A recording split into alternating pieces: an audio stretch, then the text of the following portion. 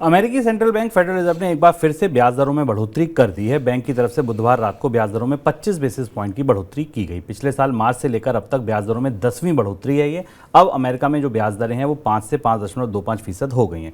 ये 16 साल का सबसे ऊपरी स्तर है। 2007 के बाद अमेरिका में इतना महंगा कर्ज है। नीतिगत दर ये है, उपभोक्ताओं का कर्ज और महंगा होगा। ब्याज दरों में बढ़ोतरी के साथ अमेरिकी सेंट्रल बैंक ने भविष्य में ब्याज दरें बढ़ाने को लेकर भी कहा है कि अर्थव्यवस्था में जिस हिसाब का प्रदर्शन होगा उस हिसाब से ब्याज दरें बढ़ेंगी। यानी ये तो साफ कह दिया बैंक ने कि भविष्य में इंटरेस्ट रेट नहीं बढ़ेंगे, ऐसा कोई इरादा नहीं है। सर, क्या मतलब है जेरोम पावेल के इस स्टेटमेंट का? कल का घटनाक्रम काफ़ी दिलचस्प था। जेरोम पावेल ने जब फेड की एफओएमसी ने केवल 25 बेसिस पॉइंट की बढ़ोतरी की घोषणा की तो बाजार को लगा कि ये तो उम्मीदों के मुताबिक हुआ, एक्सपेक्टेशन के मुताबिक बढ़ोतरी थी, और कहीं से बाजार में चर्चा भी थी कि शायद इसके बाद फेडरल रिजर्व अपनी ब्याज दरों में बढ़ोतरी की प्रक्रिया को रोक देगा, पर वैसा हुआ नहीं। जेरोम पावेल ने अपनी प्रेस कॉन्फ्रेंस में बहुत कैटेगरिकली बहुत सारी चीज़ों के सवालों के जवाब दिए, और जहाँ से संकेत निकला कि फेडरल रिजर्व ब्याज दरों में को रोकने में बढ़ोतरी की प्रक्रिया को रोकने नहीं जा रहा है। उसने जेरोम पावेल ने कहा कि जो आंकड़े हमारे पास आ रहे हैं अर्थव्यवस्था के, उनके आधार पर फैसला लिया जाएगा।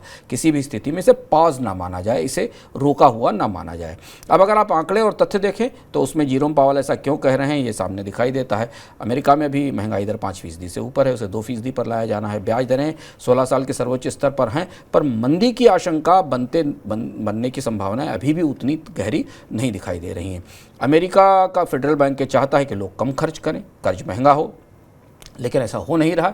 अभी भी जब हमने अर्थव्यवस्था में मामूली गिरावट के संकेत देखे अमेरिका में, तब भी कंजम्पशन की डिमांड, खपत की डिमांड लगातार बढ़ी हुई है। रोजगार के बाजार में नौकरियां अभी बनी हुई हैं। यानी अमेरिकी फेडरल बैंक अपनी पूरी कोशिश और पूरी ताकत झोंककर अर्थव्यवस्था की जो फूली हुई मशीन है उसे कम करने की कोशिश कर रहा है, लेकिन ऐसा हो नहीं पा रहा है। और इसे लेकर बाजार में जब ये बयान आया जेरोम पावेल का, उसके बाद बाजार में काफ़ी सनसनी दिखाई दी। लोग कुछ और ही एक्सपेक्ट कर रहे थे, फेडरल रिजर्व के प्रमुख ने कुछ और ही बाजार में बता दिया, और इसके बाद फिर बाजार में काफ़ी बदलाव हुआ।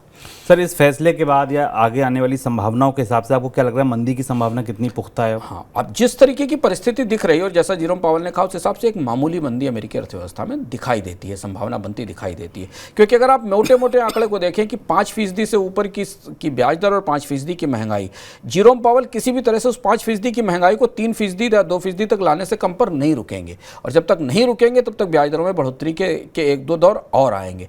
महंगाई घटने की प्रक्रिया बहुत तेज नहीं है, और इसलिए शायद यह माना जा रहा है कि अमेरिकी अर्थव्यवस्था में एक शॉकर रिसेशन जरूर आएगी, और एक ऐसी रिसेशन, छोटी रिसेशन आएगी जिसके बाद ये महंगाई नीचे कूल ऑफ होना शुरू होगी, और तब ब्याज दरों में बढ़ोतरी का दौर खत्म होगा। और इसलिए अब दुनिया के कमोडिटी बाजार में खासी सनसनी में दिखाई दे रही है। सर, डेट डिफॉल्ट के बारे में भी टिप्पणी करी है फेडरल रिजर्व चीफ ने, क्या मतलब है उसका? हाँ शुभम, ये टिप्पणी काफ़ी महत्वपूर्ण थी। अमेरिका में सरकार के कर्ज की सीमा पूरी हो चुकी है। जुलाई में अगर अमेरिका के संसद ने कर्ज की सीमा नहीं बढ़ाई तो अमेरिकी सरकार डिफ़ॉल्ट हो जाएगी। इससे पहले भी लगातार ऐसा होता रहा है। रिपब्लिकन्स और डेमोक्रेट्स के बीच में डेट की सीलिंग हटाने को लेकर बहुत गहरे पुराने मतभेद है, वो गहरे मतभेद दिखाई दे रहे हैं। रिपब्लिकन्स का कहना है कि डेमोक्रेट्स को पहले खर्च कम करना चाहिए, जबकि जो बाइडेन कई तरीके से सब्सिडी और कई सारे कार्यक्रमों पर खर्च बढ़ाना चाहते हैं और बढ़ा रहे हैं। कल जब जेरोम पावेल से पूछा गया तो उन्होंने कहा कि फेडरल रिजर्व से ये उम्मीद नहीं की जानी चाहिए कि वो अमेरिकी सरकार को डिफ़ॉल्ट होने से बचा लेगा। बहुत ही दो टूक थे जेरोम पावेल इस मामले में। उनका कहना था कि कर्ज अमेरिकी सरकार का है, अमेरिका की संसद को यह फैसला करना होगा कि उसे कैसे निकलना चाहता है। हमसे ये उम्मीद ना की जाए कि हम कुछ ऐसा करेंगे जिससे कि अमेरिकी सरकार को डिफ़ॉल्ट होने से रोका जा सकेगा। ये एक और बड़ी घोषणा थी, एक बड़ा संकेत था, जिससे बाजार में काफ़ी बेचैनी दिखाई दी, क्योंकि फेडरल रिजर्व ने इस पूरे विवाद से, राजनीतिक विवाद से अपने आप को अलग कर लिया। और जेरोम पावेल ने कहा कि हमारे पास कोई ऐसा उपाय नहीं है जिससे कि हम अमेरिकी सरकार का जो कर्ज संकट है उसको समाधान कर सकें। और इस सारे घटनाक्रम के बाद कल अमेरिकी बाजार गिरावट के साथ बंद हुए। करीब 1% तक की गिरावट डाउ जोन्स में और S&P 500 में देखी गई। अमेरिका में ब्याज दरों में हुई बढ़ोतरी और भविष्य को लेकर ब्याज दरों पर जो बयान आया केंद्रीय बैंक का, इसके बाद कमोडिटी बाजार में हलचल मच गई। कच्चे तेल का भाव भारी उतार चढ़ाव के बीच कल $68 तक पहुंच गया था, उसके बाद 73 तक रिकवर कर चुका है फिलहाल। इसी तरह सोने की कीमतों में भी रिकॉर्ड ऊंचाई छू ली। 2085 तक के भाव हमने डॉलर प्रति औंस तक के भाव हमने विदेशी बाजार में देखे। घरेलू बाजार की बात करें तो MCX पर सोना 61,490 रुपये प्रति 10 ग्राम की रिकॉर्ड ऊंचाई पर पहुंच गया। सोने की तरह चांदी की कीमतों में भी उछाल देखने को मिला। अमेरिका के डॉलर में, डॉलर इंडेक्स में गिरावट आई, डॉलर इंडेक्स घट के 100 के नीचे आ गया। रुपए का इसी वजह से आज रुपए के जो ओपनिंग हुई वो 15 पैसे बढ़त के साथ हुई। सर, कच्चे तेल में इतनी तेज उतार चढ़ाव क्यों? कच्चे तेल ने कल बाजार के रुख के से अलग काम किया और काफ़ी चौंकाने वाला घटनाक्रम कच्चे तेल की कीमतों में दिखाई दिया। इतना तेज उतार चढ़ाव 2 दिन में हमें आमतौर पर नहीं होता। और ये पहली बार ऐसा हुआ शुभम, जबकि अमेरिका में ऑयल इन्वेंट्रीज का जो डेटा आया था वो ये बता रहा था कि अमेरिका में तेल के भंडारों में कमी आ रही है।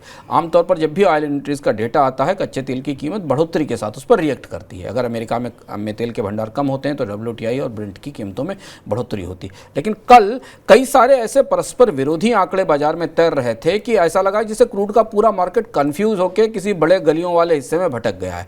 तो अब एक तरफ इन्वेंट्री कम हो रही थी जो क्रूड की कीमत को बढ़ाने में सपोर्ट कर रही थी, पर दूसरी तरफ जो अमेरिका में ब्याज दरों में बढ़ोतरी के और डेट के संकट के संकेत आए, उससे मंदी की संभावनाएं और ज़्यादा दिखाई देने लगी। इससे पहले चीन से जो आंकड़े आए थे पिछले महीने के, उन्होंने तेल बाजार को निराश किया था, क्योंकि तेल बाजार को लग रहा था कि अगर चीन की अर्थव्यवस्था में रिकवरी आ रही है तो कच्चे तेल की मांग में बढ़ोतरी होगी, लेकिन वैसा नहीं हुआ। और इसलिए काफ़ी समय बाद ऐसा दिखाई दिया कि जिस महीने में ओपेक ने उत्पादन में कटौती की लागू की थी, उसी महीने कच्चे तेल की कीमतों ने 70 से नीचे का लेवल छू लिया और उससे और नीचे चली गई। अब यहाँ से ये संभावना दिखती है कि अगर मंदी की संभावना और गहरी है, कच्चे तेल की मांग को लेकर बाजार में और ज़्यादा दबाव बना रहने वाला है, तो फिर ओपेक देश उत्पादन में एक और कटौती का फैसला कर सकते हैं। 2-3 दिन तक तेल की कीमतों को स्थिर होने पर वेट किया जाएगा। अगर तेल की कीमतें 80-85 से के आसपास नहीं पहुँची थी तो फिर ओपेक देश उत्पादन में कमी करके अपने नुकसानों को बराबर करने की, बचाने की कोशिश करेंगे। सर, गोल्ड को लेकर क्या आउटलुक बनता दिख रहा है? सोना और चौंकाने वाली परिस्थिति में था। सोना लंबे समय से, लगभग मुझे लग रहा 15 दिन से $2000 पर आउंस के ऊपर है, जो इसका सबसे ऊंचा लेवल है। भारतीय बाजार में भी आज सोने की कीमत रिकॉर्ड ऊंचाई पर पहुंच गई। सोने को बढ़ावा देने वाले 2 बड़े फैक्टर एक साथ काम कर रहे हैं। एक तो मंदी की संभावना बनती दिखाई दे रही है, जिसका असर हमें शेयर बाजार में और आने वाले समय में बाकी निवेशों पर दिखाई देगा, और दूसरा अमेरिका में जो वित्तीय संकट दिखाई दे रहा, बैंकिंग संकट की संभावनाएं दिख रही, इन्होंने भी सोने में खरीद को मजबूत किया है। और एक तीसरा बड़ा मैक्रो इकोनॉमिक कारण है, चूँकि दुनिया के कई देशों में कर्ज का खतरा है, कई देशों में डिफ़ॉल्ट के रिस्क दिखाई दे रहे हैं, तो सोने की जो सरकारी खरीद है, बैंकों के जरिए होने वाली खरीद है, वो भी बढ़ी है। और पहली बार सोने के बाजार में ऑफिशियल बाइंग इतनी ज़्यादा है, जैसे रिजर्व बैंक के आंकड़े हमारे सामने जितने रिकॉर्ड सोने की खरीद की है, कि बाजार में सोने का आउटलुक फ़िलहाल काफ़ी चमकता हुआ दिख रहा है मौजूदा परिस्थिति में, जब तक कि अर्थव्यवस्था को लेकर जो उथल पुथल है वो शांत नहीं होती।